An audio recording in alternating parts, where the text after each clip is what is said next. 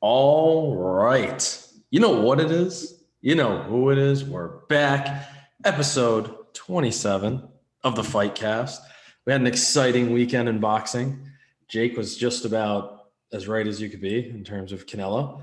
I was just about as wrong as you could be in the UFC. and we'll go over the UFC quickly. It wasn't a big night overall. There weren't like a ton of big names, but there were some good fights. Neil Magny and Jeff Neal. I should have known, and I don't know how I let this slip my mind, that Neil Magny was significantly longer than Jeff Neal.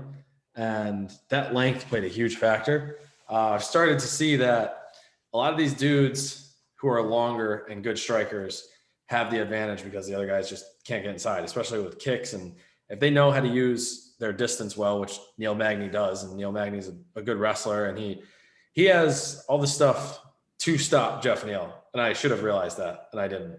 I don't know why. The last time I saw Neil Magny fight, he lost, and I forgot who he fought last time. But he ended up, he used his length. He kept Jeff Neal basically off of him the entire time, and Jeff Neal couldn't get inside. It was Michael Chiesa. That's who he fought last time. And Chiesa was a dude that I didn't think would – I know I picked Chiesa last time, but I didn't think he'd be able to get inside on Magny as well as he did. But Chiesa dragged him down and took him down. So, Chiesa's a longer dude, and he's a wrestler, and Jeff Neal wasn't looking to take him down at all. He was just looking to strike and bang with him. So, he tried to get his shots in. He got a couple of good shots early, and I think he may have stunned Magny a couple times, but then Magny just really – kept his range, used his length, was just chipping away at Neal, and he just won the fight on a decision, and he won it handily. He looked really well, looked good. He performed well. He impressed me. I think, whatever he decides to do next, he's going to have, a good fight. And I think that overall, that fight, I should have picked that one better overall. Just that I should have taken into account that stuff. Next, we got Cowboy Cerrone. If this dude gets another shot, I don't know what they're going to do with him. I think he needs to be cut. If they already cut Tyron Woodley, and Woodley lost to, 4 champions essentially in a row, like Woodley didn't lose to bums. His last fight may have been the only guy that was kind of like, yeah, you should have beat him. Every other fight that he lost in the last, 4 fights he lost were champions or people who have fought for a championship within the last couple of years. So for Woodley to get cut and Cerrone to still be on the UFC roster is it's kind of crazy, to be honest with you. He hasn't won since 2019. He's lost his last, or he didn't lose all 5 fights, but he's either lost or had a no decision or a draw in his last 6 fights. So in 2019, he beat Al Quinta. Then he lost to Tony Ferguson. He lost to Gaethje. He lost to Connor. He lost to Anthony Pettis. He no decision, or he drew with Nico Price. And then he lost to Alex Morano. So he is on a bad streak. I thought he'd be able to pull through, but it just looks like he can't take the hit anymore. He doesn't move his head well. And anybody who pressures him or hits him early, once they hit him once, he's done. So I think it's time for him to hang it up. But he says he wants to go one more. I don't know if the UFC is going to let him. I mean, it's looking like they're not going to cut him because I feel like they would have already cut him if that was the case. But he looked bad. He didn't look good. I don't think he had any moment in that fight in which I was like, yeah, like there's Cowboy. But again, this has been the last 3 fights that I've seen. He just doesn't show up. I just don't think he has what he needs anymore. And it's just been bad loss after bad loss after bad loss. And I think just the 3, let me see. Yeah, of those fights, 4 of them have ended in the first round. So, and I think the only 2 that didn't were second, and they were all at least TKO. So there's 1, 2, 3. So of his last 6, he's lost 5 of them. 1 was a draw, and he's gotten TKO'd in 4 of them. So it's just not looking good for him. And I think it's time for him to hang it up. Last, so I again didn't do enough research on this fight with Michelle Waterson and Marina Rodriguez, but Michelle Waterson's a 125 fighter, And so is, I think Marina might be a 135 fighter. And this fight was moved up to 135. So they had to, essentially Michelle Waterson had to gain weight. And I think Marina was already a 135 fighter, if I'm not mistaken. So this was a pretty big challenge for Waterson. And she just looked small in the cage. She had her moments in the fight.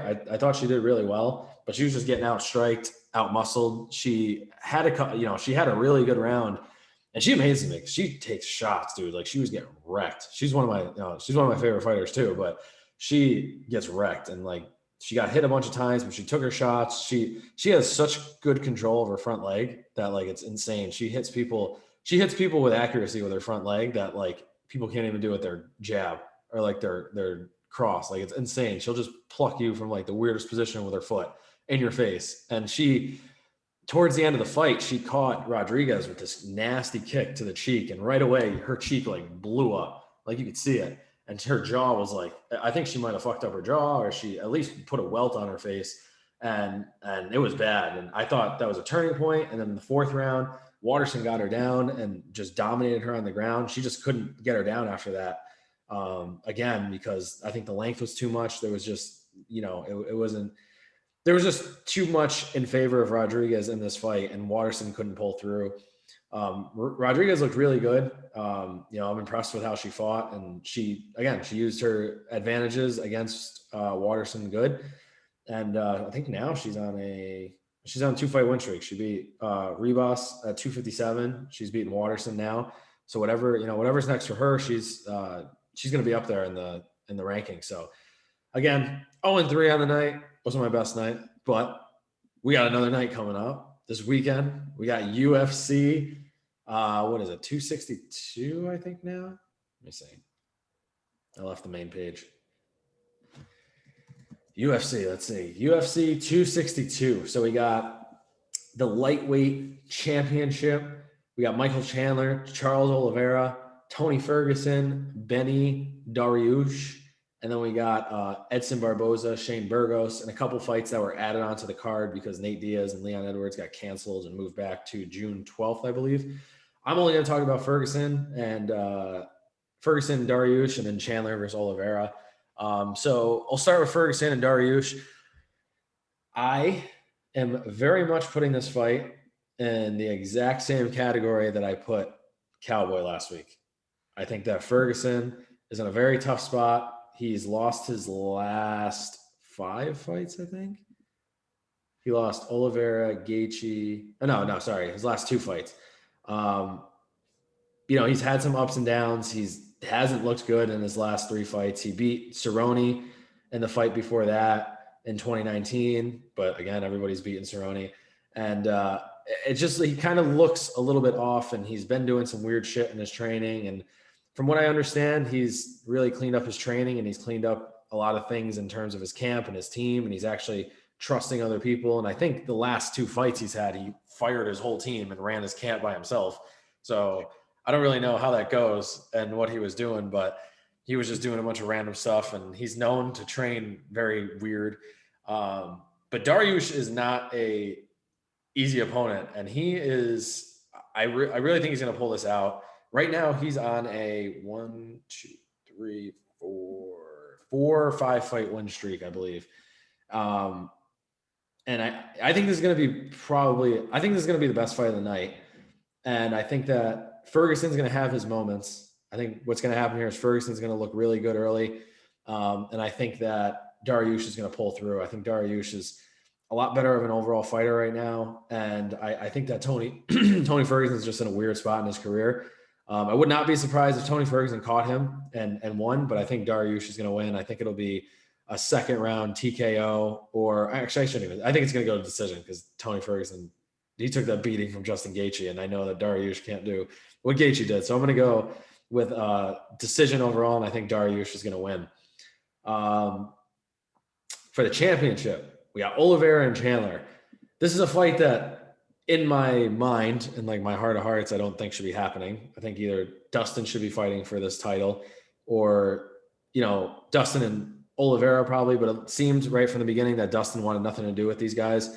It seems like they wanted Chandler in there right away, and that was, the whole idea was to get him one win or just get him on a name or get him to beat somebody and just push him in, because it was a really quick jump. And I'm not going to sit here and say it was wrong of a decision, because I think Chandler's a really good fighter. I think it was a little bit too soon. I think he should have at least gotten one more fight in. But I think that they panicked a little bit here and needed to make a decision, because Dustin essentially said no to the lightweight title and yes to the fight with Conor.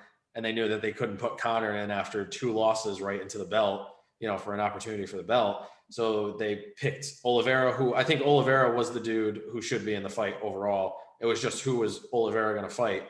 And Dustin said no. So Chandler was just next in line, and there was a lot, like I said, when we went back to the whole Dustin versus Conor, there was a lot of like odd things going on in the lightweight division, because a lot of these dudes outside of Khabib, because he was just wrecking everybody in the lightweight division. And mind you, this is the first title fight since Khabib has retired.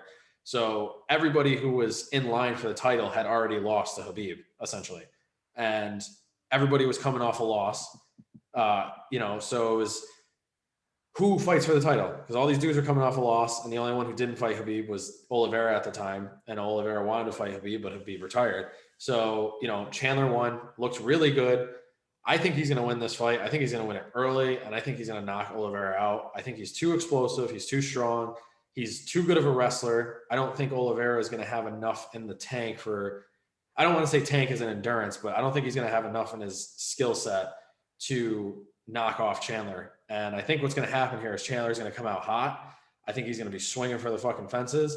And I think he's just a way better boxer than Oliveira. And I think what's going to happen here, he's going to catch Oliveira very early, and the fight's going to end very soon. Chandler himself called a first round knockout, and I could easily see that happening. Oliveira is good, don't get me wrong. And I think he's earned this opportunity for the belt, but I think Chandler's going to win. And, then it's going to set up whoever wins between Dustin and Conor, I think is, going to be next in line to face Chandler, and Chandler's rooting for Conor. Whatever happens there, we'll talk about that when it gets closer. But I think that overall, Chandler's going to win. I think he's going to do it in exciting fashion and early. And then, it's just whatever happens with Dustin Conor. And we're on to the next champion, because I don't know. I think if it ends up being Dustin, I think that Dustin beats Michael Chandler. Conor right now, if he does end up beating Dustin, I think that's a nightmare matchup for him and Chandler, just because Chandler is explosive and fast and a good wrestler. But, they've said that about a lot of guys in terms of people fighting Conor, and, a lot of them don't end up winning. So we'll see what happens there. But again, my prediction, first round knockout from Chandler. Again, Oliveira deserves this, but he ain't going to pull this through. So just to recap, Dariush, I think he's going to win by decision, and I think Michael Chandler is going to win with a first round knockout.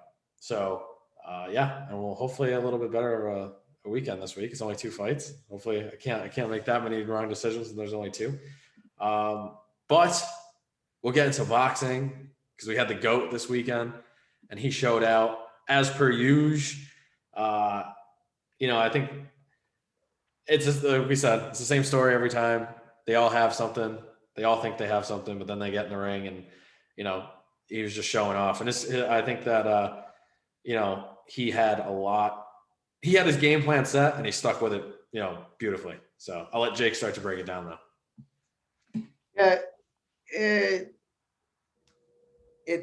The fight went pretty much how I think anybody that really knows boxing and has watched Canelo, I think it went the way that everyone expected. Canelo gets in there, sort of slowly stalks the guy around and lets him do certain things, while all the while, even though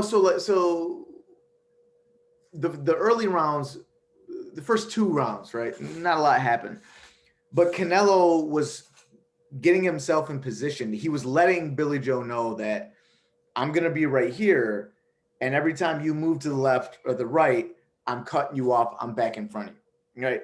And that ended up coming into play later on when Billy Joe started to feel it. Like he One, let me get this out of the way real quick. Chris Mannix is the worst fucking scorer in all of boxing. I can't believe that these judges. Anybody that scores, but like even celebrities, like guest celebrities come on and score these fights, they do better. Chris Mannix sucks. He sucks at talking. He has a stupid face. And the other thing, Sergio Mora too is, and you know what? I was listening to Sean Porter's podcast, and he said the same thing. He was like, Sergio Mora and Chris Mannix were trying to sell the fight after the fight already started. Yeah. You know, they're like, oh, Billy Joel's doing this and Billy Joel's doing, and really Billy Joel did nothing. Like if you look at the numbers, the CompuBox numbers at the end, I think total punches, the connect percentage for Canelo, I think was like 36%, and Billy Joe was like 20 or 21, something like that. So he outlanded him, landed at a higher percentage. So it wasn't even close. Like even if you were looking at it like that, like, oh, Billy Joe's letting his hands go, he wasn't fucking landing anything, and he didn't land as much as Canelo anyway. I saw that Saunders was a lot more active than the last couple guys were, and like he didn't hurt Canelo by any means, but he caught Canelo like once or twice. Yeah. And like it was just like at a time where Canelo knew what he wanted to do, which was he's looking for power shots. He was waiting until fucking Saunders got in the right position. He was just letting it fly, not like in terms of volume, but he was letting his punches like they were going and they were bombs. And then they were looking at that and they were like, oh, you know, he's not doing much. That's all I could think that they were looking at. Because other than that, I didn't see anything that said Canelo was losing that fight, or let alone by like the number that they were talking. Like I don't know. But listen, Chris Mannix. This is what happens when you let white middle-aged suburban dudes come in here and analyze boxing. Okay, he should be worrying about the things that white middle-aged suburban dudes worry about, like golf, your lawn, and hitting your wife. Okay, do those things. Leave boxing the fuck alone, because again, like Sean Porter said, he was like, they were trying to sell the fight after the fight already started. Like, we don't need any more of that. Now we need actual commentary. Like, tell us what's going on. Don't tell us what you hope will happen and what you feel is happening. Tell us, use your fucking eyeballs and tell us what's happening. There's no way that Billy Joe, he had him winning. What do you have? 5 at the time of the stoppage. I think he had 5 rounds. Billy Joe, he had 5 rounds. He gave him 5 rounds. I mean, so I rewatched the fight again the other day. The only possible rounds that could have went to Billy Joe are 1, 5, and 6. Mm-hmm. Those are the only rounds, and 1, I still think Canelo won that round because he landed a couple of significant shots, and he was winning the position battle. Billy Joe was moving around and being a little active. He was sticking his jab out there a little bit. Canelo was in the center. Canelo was standing in the center of the ring the whole time. Yeah, well, because he was cutting the ring off. He wasn't letting him go. He was making Billy Joe move where he wanted him to move. That's ring generalship. That's winning the fight right there. That's a strategy. Because there weren't enough significant punches thrown, you would go to that. Right? I mean, that's part of scoring. But even so, like Canelo landed like 2 huge body shots at least in that first round. So 5 and 6 are ones where you could say, okay, Billy Joe, landed a bunch of jabs, couple power shots here and there, looked a lot better. Other than that, nothing. So going back, circling all the way back to what I was watching and what smart people were watching was Canelo from round 1 set, like it was chess. He was setting this dude up so he could get the payoff at the end. And remember last week I said, watch out for that rear uppercut and then the 2 body shots right after. And I was thinking the rear uppercut because Billy Joe is one of those dudes that likes to bend at the waist, right? Yeah. So watch that uppercut, bang, bang. But I noticed right from the beginning, Canelo would step in with that power jab and then come with that rear uppercut right after. And what it looked like a body shot in the first couple rounds. But you see how he knocked him out, and you realize they had that plan. They watched tape, and they know Billy Joe leans forward at the waist when he's ducking punches. So he threw the jab out to get him to bend, and he caught him right in the middle on the way down. That's what he was doing from the beginning. Yeah. From the beginning, there was no way Billy Joe was coming out of that alive. There was no fucking way. And I mean, and like you said, there was a setup. That was literally what it is. It was just a setup. Yeah, he knew what he was doing. Everyone knew what the fuck was going to happen. Billy Joe knew what was going to happen. Even the rounds where he was doing well, he knew what was going to happen. Because, I mean, the few power shots that he actually got through Canelo's guard and sort of like snapped Canelo's head, Canelo walked right through him. Yeah. So Billy Joe knew what was coming. He's like, oh, shit, I'm fucked now. Because the hardest shit I threw, he's just eating that shit and stalking me down. Yep. It wasn't going to end well. I tell you, as soon as he caught him with that shot too, and he popped his head back up, I turned to Bree and I was like, his orbital bone is broken.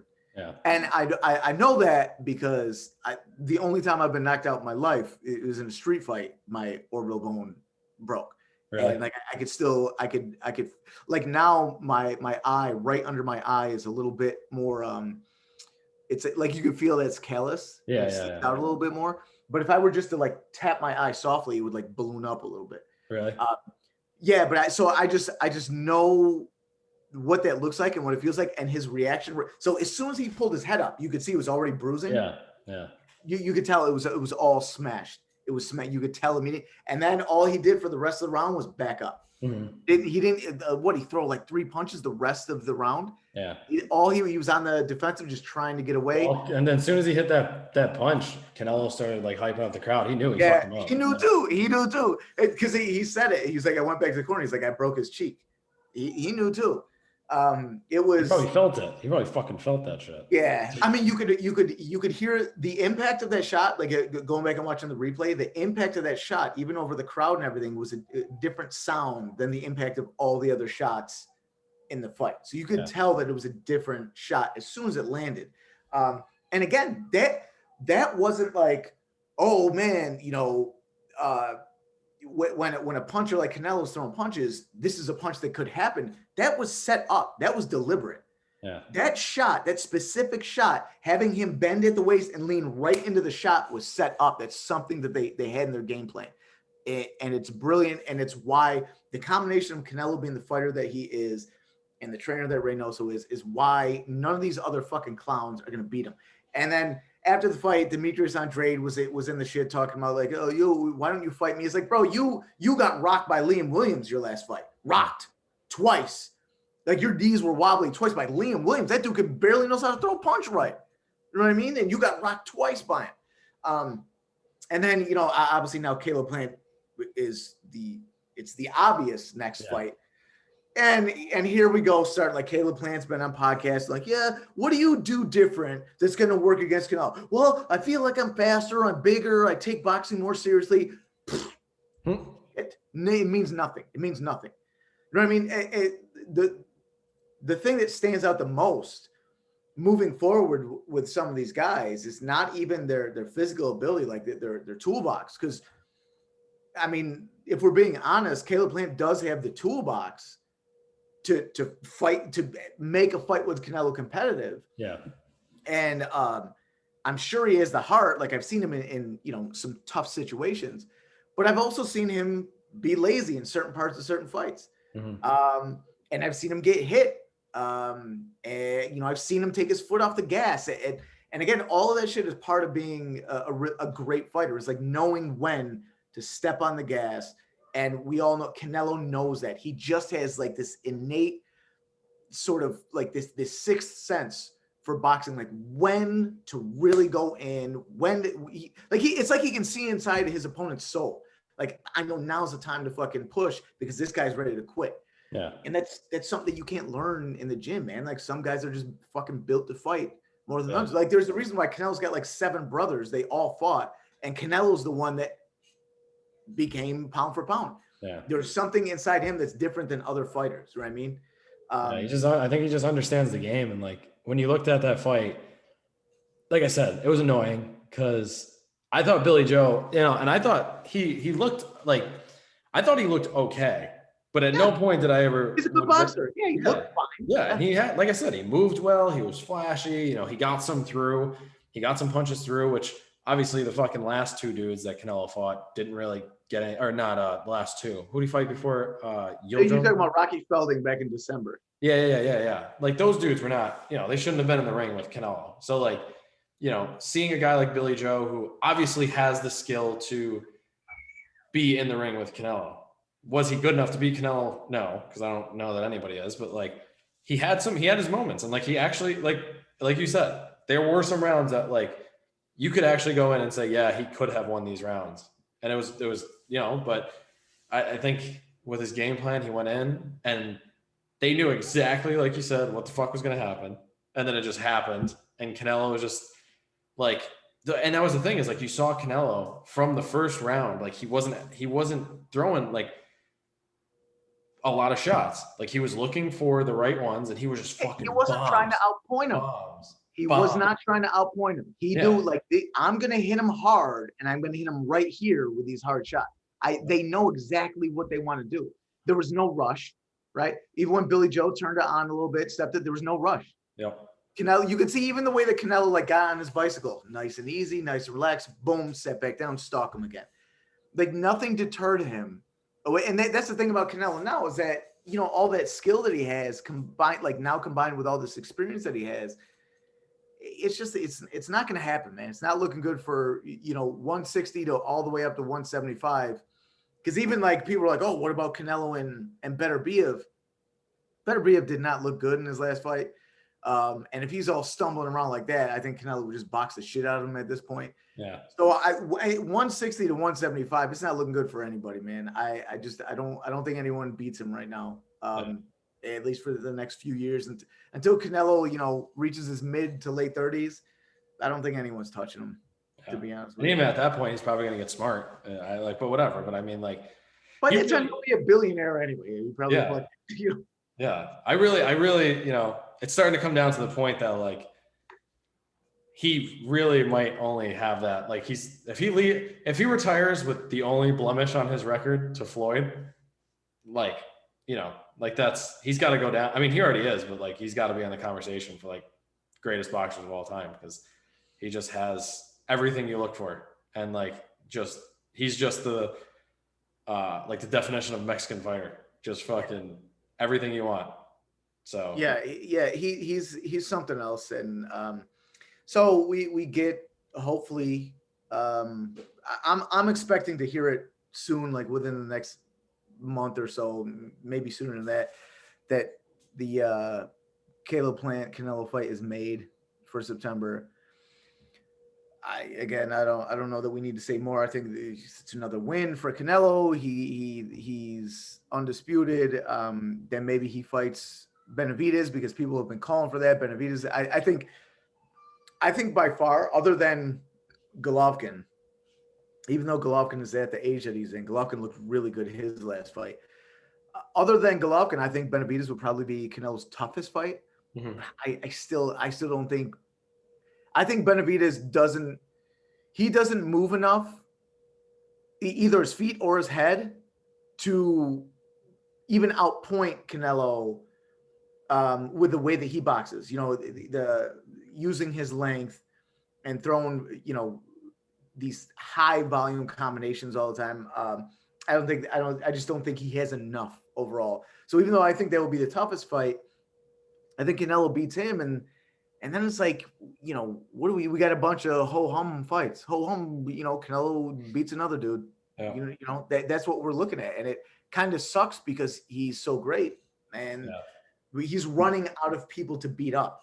Again, that people now are calling for, going back down to 160, fighting Andrade and Charlo. And it's like, yeah, those guys are good, but they're not at that level. So we're looking at Canelo just beating the fucking shit out of so many guys that there's no. Imagine if he fucking unified like 3 divisions. Yeah, he probably will. He'll probably fucking unify 168 and then go down to 160 and do it there, or maybe 175. I wouldn't put it past him. He's capable, because again, those divisions, I don't see anyone that is threatening to him. Yeah. So. Yeah. I mean, he's a GOAT. We keep saying it. He might even be, he's easily the best fighter, and he's turning like, you know, he's a superstar, and like, you know, for the most part, everyone knows who Canelo is, and like, you know, he's just that good, and he's doing a lot of good things, and he's doing it the right way too. He's not flashy, like we said last week. You know, like we talked about it last week, where this dude just boxes. There's nothing else that he does. He just fucking boxes. He just goes in. He does what he's got to do. He does it. You know, he had the steroid thing in the past, but like, you know, he's doing what he needs to do. He's just working hard, and as long as he does that, and I don't see him ever changing from that, then we're good. You know, he's gonna win. He's gonna keep winning handily. But yeah, and then once we have more news on the Caleb Plant and Canelo fight, we'll go from there and we'll talk about it. But yeah, it looks like that's gonna be it. And then we got one fight this weekend, right? Yeah, there are a few fights, but I mean, this is the one for Luis Nery and Brandon Figueroa are fighting for Nery's I think WBC junior featherweight belt. Should be an action-packed fight. It's on Showtime. As far as breaking it down, like this one is actually tough. It was tough for me because Luis Nery is like one of these guys that is sort of typical at that weight, throws a ton of punches, lands a ton of punches, doesn't really seem to give a fuck about getting hit because he never moves his head, but he throws so many punches and he throws so hard so often that he doesn't really have to worry about it. And then you got Brandon Figueroa, who's taller and longer than him, throws great, like really, really great body shots. And, you know, when I was first watching the tape of these two guys, I'm like, yeah, Figueroa's he's gonna hammer this dude because he's got the length and these body shots are great, and Nery takes too many shots. But then as I watched a little bit more of Figueroa, and I really wanted, so Nery is the favorite, and I really wanted to pick Figueroa as the underdog to get this knockout. But after watching his last two fights, he just he doesn't use his range well. He's very clumsy on his feet. And when he gets those body shots off, he makes himself small. Mm-hmm. So him being 3 inches taller than Nery probably isn't going to help, because once he lands these shots, he immediately comes down like this and puts his shoulder on the other guy's shoulder and becomes small. And like, that's where Nery does his work. He's going to throw 9 million punches. Again, Figueroa doesn't really move his head either. So I think it's going to be an action-packed fight. I think both guys are going to really fuck each other up. But I just think it's going to come down to an accumulation of punishment. I think Nery's going to, you know, knock him out late, and say the 9th or 10th round. All right. So there you have it. Nery, 9th, 10th round knockout. Again, Canelo's the GOAT. UFC, we got the lightweight championship of the world this weekend. I don't think there's much UFC news, you know, at least that I know of right now. I think that in other returns, we got a couple good fights coming up in the next few weeks. And then we got, I think that's it. Yeah. And then, well, I think, I don't know if this has been announced yet, but it's looking like Ngannou is going to fight Derek Lewis and not John Jones next. So I think that John Jones is asking for a lot of money, and they're just, I don't know why they're not about it right now, which that should be the next fight. But I love Derek Lewis. I'd love to see Derek Lewis. I mean, I like Ngannou as a champion, but to see Derek Lewis get that fucking belt would be something else. I'd love it. He's even said he doesn't even want the belt. He's just said that. He's like, I don't care about the belt. He's like, if they want me to fight for it, I'll fight for it. He's like, I'll fight anybody, but like, I'm not like doing it for the belt. So I kind of want him to win, because I think it would just be that much more interesting. But nothing announced officially yet, but it's looking like Lewis is going to fight Ngannou. And then I would assume it would be Ngannou or the winner of that versus John Jones. So, you know, fight-wise, I think Ngannou versus Jones needs to be made. But if Derek Lewis has to fight John Jones, I don't know. We'll see. But boxing news, Ryan Garcia says he's fighting. Who's the guy he's fighting? Raleigh Romero. Raleigh Romero. He was supposed to fight. Who was it? Javier Fortuna, but he pulled out for mental health issues. So hopefully he's getting better. If that means he's getting better, that'd be good. And yeah, I guess that was his thing. Again, he came out on one of his social media platforms. Apparently, I didn't see it, but he announced it himself. So I don't know how real the actual fight is, because we've heard him say before he's going to fight Pacquiao and he's going to do this. He's going to fight Davis, and none of that stuff happened. So who knows? But that's what Ryan Garcia said. Yeah. So try to pay attention to it. We'll keep up with it. Got a big weekend in the UFC. Like I said, if you guys have the time and you want to watch it, we got the lightweight championship. It's going to set a lot of things in motion for this year. And so again, as always, if you guys have any questions, shoot them our way. If you want us to watch anybody, check anybody out, we'll check them out. Let us know your predictions. Enjoy the fights this weekend, and we'll see you guys next week. Peace. Peace.